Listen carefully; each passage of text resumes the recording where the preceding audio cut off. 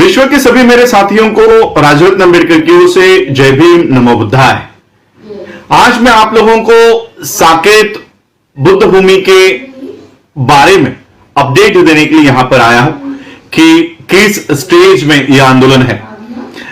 21 मई को 22 मई को अयोध्या में जो विवादित मंदिर का निर्माण इस लॉकडाउन के पीरियड में भी जारी था, वहां पर खुदाई के समय, समतलीकरण के समय बुद्ध के अवशेष मिले, प्राचीन अवशेष मिले और पूरे भारत में ये एक मांग उठी कि वो बुद्ध भूमि है और इसलिए वहां पर बुद्ध के विहार का ही निर्माण होना चाहिए।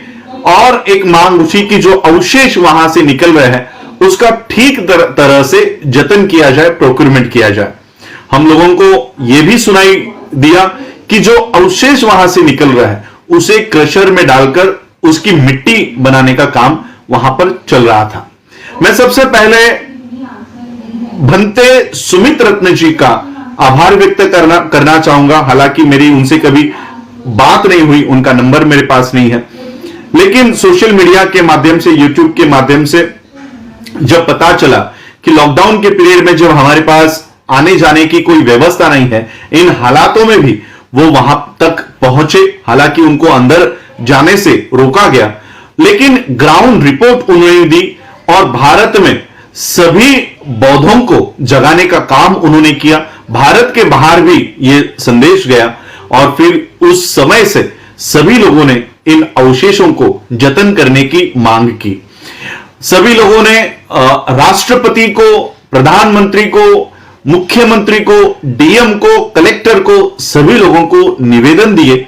सभी स्टेट से यह मांग गई कि यहां से बुद्ध अवशेष जो मिल रहे हैं उसका जतन किया जाए और ये जो समतलीकरण का, खुदाई का जो काम चल रहा है इस पर रोक लगाई जाए। और सिर्फ भारत से ही नहीं, मुझे जितने भी मेल्स सभी लोग कर रहे थे, मेरा ईमेल आईडी ये सीसी में रख रहे थे और मुझे बहुत सारे सीसी यानी कॉपी मेरे पास मेरे मेल पर आ रही थी। यूएस के लोगों ने, यूनाइटेड नेशंस के, यूनाइटेड स्टेट्स के लोगों ने, यूनाइटेड किंगडम के लोगों ने, लंदन के लोगों ने, ऑस्ट्रेलिया के लोगों ने, जहां जहां पर हमारे विदेशों में हमारे अम्बेडकराइट्स रहते हैं, उन सभी लोगों ने यूनेस्को से लेकर राष्ट्रपति तक, प्रधानमंत्री तक, सीएम तक, डीएम तक सभी निवेदन ये ईमेल द्वारा वहां पर दिए।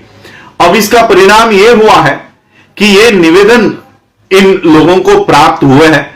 कई सारे मेल्स, सीसी यूनेस्को के रिप्लाई के भी मुझे आए हैं।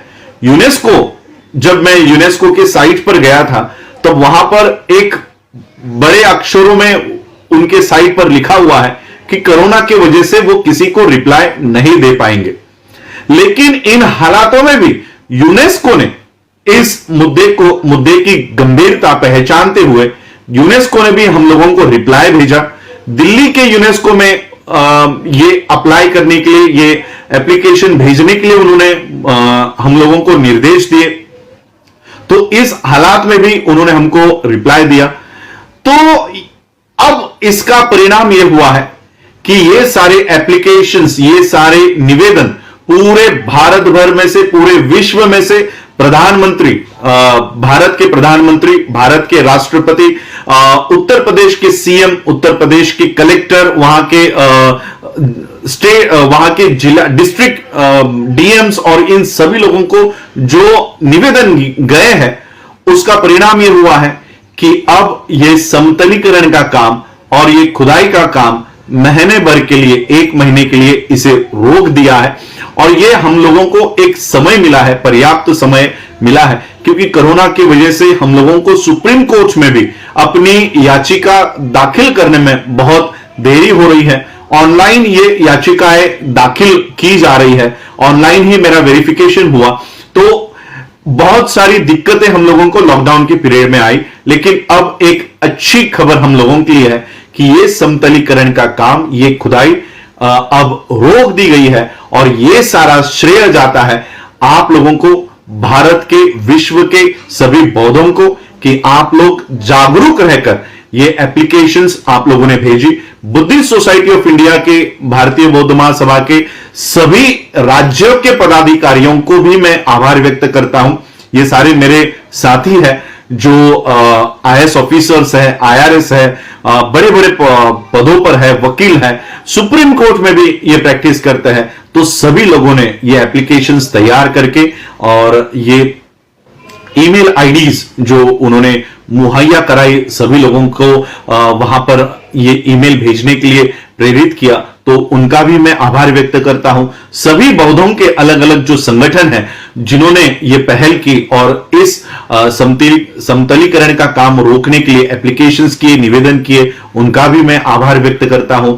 और विशेष आभार मैं बनते सुमित रत्न जी का व्यक्त करता हूं कि इन हालातों में भी वो वहां तक पहुंचे और जमीनी सच्ची जानकारी लोगों तक पहुंचाने की उन्होंने पहल की, काम किया, तो उनका भी आभार। आने वाले समय में अब हम लोगों को सुप्रीम कोर्ट में अपना ये मुद्दा वहां पर डट कर लड़ना है, उसकी भी सारी तैयारी हो चुकी है और ये सारा काम अब हम लोगों को एक समय मिला है। जो अवशेष वहां से प्राप्त हो रहे हैं, अब कम से कम वो अवशेष सब सलामत रहेंगे और ये एक समय हम लोगों को मिला है। सुप्रीम कोर्ट में इसके बाद हम लोग वहां पर डट कर लड़ेंगे और सभी लोगों से मैं ये विनती करना चाहूंगा कि इस मूवमेंट में, इस आंदोलन में भी आप लोग इसी तरह से एकजुटता दिखाते हुए अपने हक और अधिकार के लिए इस आंदोलन में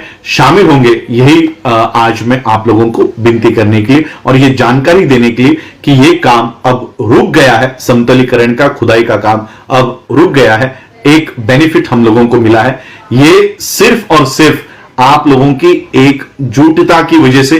कोई ऑर्गेनाइजेशन या कोई नेता या कोई लीडर इसमें लीड नहीं कर रहा था, इसका लीड केवल और केवल भारत की और विश्व की जनता कर रही थी।